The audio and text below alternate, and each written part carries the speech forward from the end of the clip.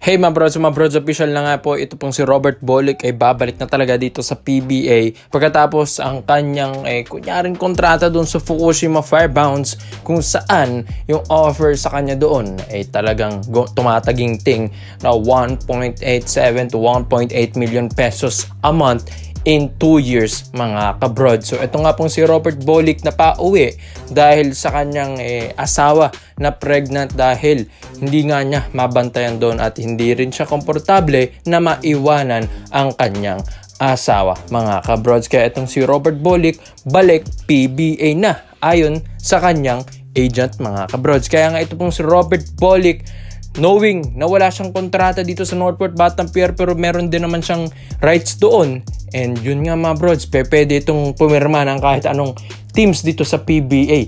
At isa nga ang SMB sa talagang gustong kunin ito pong si Robert Bolick. Yes, pinag-usapan na natin ang Barangay Ginebra San Miguel nung una na ito ay gusto talaga ito pong si Robert Bolick, pero ito pong SMB kasi balak nilang i-trade or gawing coach na ito pong si Chris Ross. Yes mga bros, dahil hindi na rin naman bumabata si Ross and gusto na rin nila itong ma-trade or gawing coach talaga sa SMB management mga kabrods.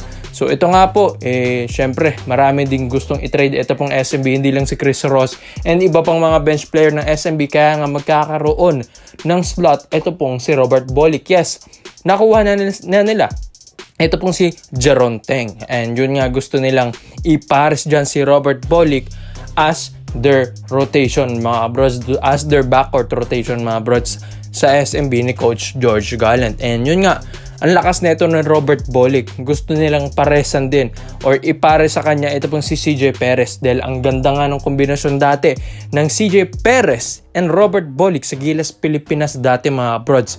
Kaya nga talagang maganda ang ipapakita talaga dito ni Robert Bolick sa SMB.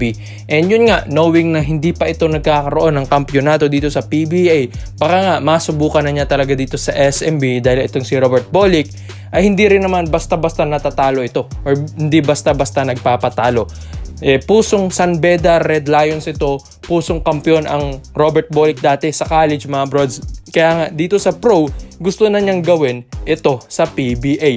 After niya dito sa PBA, kailangan dapat meron din siyang mabangong kontrata or mabangong kampyonato para nga makabalik ulit siya sa Japan B-League mga brods, para kunin ulit siya ng Fukushima Firebounds. So sa lahat po ng mga SMB fans, alam ko nga gustong-gusto nila na makuha ito pong si Robert Bolick, dahil yung experience ni Robert Bolick kahit kaunti sa Japan madadala naman niya dito sa Pilipinas mga kabrods, lalong-lalo na pag nakuha ito ng SMB. Sa tingin nyo mga brods, dapat bang kunin ito ng SMB at kontakin si Robert Bolick at ang kanyang agent, dahil alam nilang back to PBA and Pilipinas na si Robert Bolick? Komento mo lang ang opinion mo dyan mga brods, at isayin natin yan. Dito naman po tayo sa kabilang balita naman natin mga kabrods. Official na nga po ito pong si Tony Bishop. Yes mga brods, ang magiging import na ng Barangay Ginebra San Miguel. May nakakatanda dyan, season 2021 to 2022 ng PBA Commissioner's Cup, nandun ito pong si Tony Bishop sa Meralco Bolts. Isa nga ang Meralco talaga sa mga talagang umaangat dyan dahil kay Tony Bishop mga kabrods, at talagang nakakalaban na rin nila ang malakas na Barangay Ginebra San Miguel with Justin Brownlee, dahil sa issue ngayon ni Brownlee na hindi pa siya makabalik dahil sa kanyang issue sa kanyang mga drug test at iba pa, hindi talaga sila makakontento na at kumuha na ng import ang Barangay Ginebra management, at magiting na import naman talaga ito pong kinuha nila mga brods.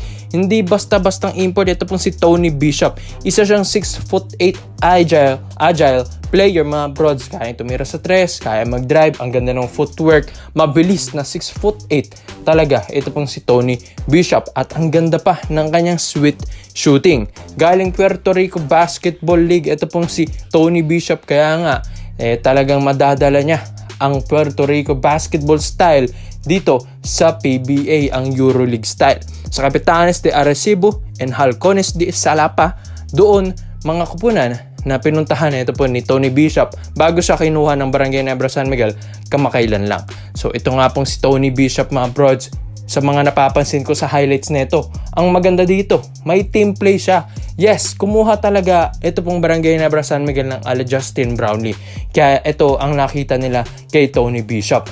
Dahil ito pong si Brownlee, talagang gusto niya na-involve ang mga players or teammates niya. Kaya itong si Tony Bishop, ganoon din ang playing style ni Tony Bishop, mga brods. May team play din kung napapanood nyo yung highlights niya sa EuroLeague sa Puerto Rico, and talagang maganda din talaga. Ito pong kanyang court vision, mga kabrods. Talagang makikita nyo si Tony Bishop, isang mabait na player, magaling na teammate, and yun nga mga brods, humble lang and wala rin masyadong itong hangin katulad din ni Justin Brownlee. Kaya ito ang kinuha talaga ng Barangay Ginebra para nga mamahal din siya or mapamahal din ang mga fans sa kanya, mga brods, at tanggap siya na si Tony Bishop ang papalit sa pwesto ni Justin Brownlee. And huwag din naman kayo mag-alala dahil pansamantala lang din naman na ito pong si Tony Bishop habang inaantay ang resulta kay Justin Brownlee next week. So ito nga pong si Tony Bishop, mga brods, palagay ko magiging contender talaga ito pong Barangay Ginebra San Miguel next season. Dahil yung lineup naman ng Ginebra, lalong-lalo na ito pong si Scotty na nag-improve sa Gilas Pilipinas and Asian Games, Japet Aguilar and Jamie Malonzo. Isa nga ito sa mga core ng Barangay Ginebra San Miguel at tutulong dito sa Ginebra squad and kay Tony Bishop, mga kabrods. And yun nga, dito naman kay Tony Bishop talaga, makikita nyo naman ang playing style din neto. Alam ko, ito ang magiging play ni Coach Tim Cone. They will go to Tony Bishop lagi, mga brods, and kapag dinoble team, doon niya ibabagsak ang bola sa mga locals. Dahil ang daming ang na-attract na defenders neto po ni Tony Bishop, maski nga sa highlights niya doon sa EuroLeague. Kaya nga ito pong si Tony Bishop, mga brods, isang scorer na 6'8", and hindi mo ito basta-basta maiiwan sa tres. Kaya yan ang maganda kay Tony Bishop, mga brods. Kaya aabangan natin ito dahil exciting ang ating Commissioner's Cup, lalong-lalo na itong Ginebra ay may bagong mukhang import na, mga kabrods. And yun nga, isa rin din sa mga rason din siguro kung bakit kinuha ng Ginebra ito pong si Tony Bishop ay dahil galing na rin ito sa PBA, kung saan nakalaro na rin niya ang Ginebra squad, and yun nga, alam na rin niya ang laruan ng Barangay Ginebra San Miguel dahil diba sila rin ang mga nagtatapat sa finals dati, Meralco versus Barangay Ginebra San Miguel. Kaya nga yung mga players ng Ginebra alam na niya kung paano kapain yan. Kaya ikaw, mga brods, sa lahat po ng mga Barangay Ginebra fans, Tony Bishop ang bagong import at official na import na ng Barangay Ginebra San Miguel. Komento mo lang po nyo dyan, mga brods. Isa-isa natin yan. Salamat po sa panonood, mga brods. This is Overrated Highlights. Yun lang. I'm out.